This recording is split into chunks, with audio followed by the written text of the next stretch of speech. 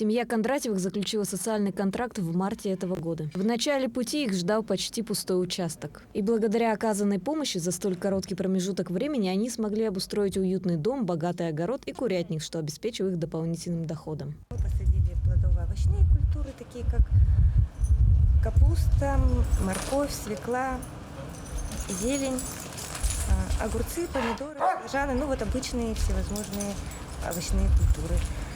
И также плодово-ягодные кустарники. У нас на участке растет малина, клубника, облепиха, жимолость, даже вишня растет. Мы продали немножко огурцы, помидоры, зелень и яйца немножко тоже. Старшая дочь Диана учится в Дальневосточном федеральном университете по направлению биологии и по возвращению домой на каникулы закрепляет полученные знания на практике. Все, что происходит в огороде, это мне как-то помогает по учебе. Приехав уже после года обучения, уже понимаю, какие растения, из какого семейства. Это все интересно, когда уже есть свой огород, и ты можешь это на практике изучить. А младшего сына Данила работы в огороде вдохновили на создание небольшого анимационного фильма с участием его любимых персонажей. Мы делали «Властелин анимации» смешарика. Называется «Огород».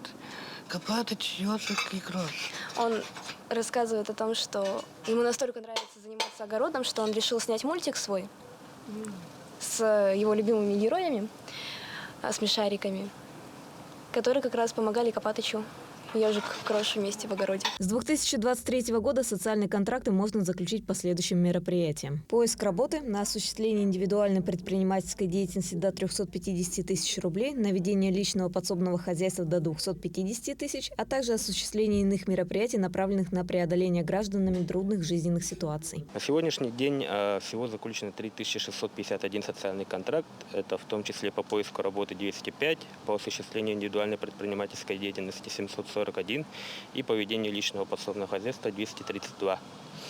В соответствии с поручением главы в Республике Саха-Якутия в 2023 году увеличен объем средств, направляемый на оказание госсоцпомощи, до 1 миллиарда рублей. В рамках социальной государственной помощи не забыли предусмотреть и обучение. Граждане смогут пройти курсы, на которых их ознакомят с тонкостями осуществления индивидуальной предпринимательской деятельности и ведения личного подсобного хозяйства, чтобы никакие трудности не помешали им в осуществлении поставленных целей. Марина Захарова, Владимир Павлов, Якутск.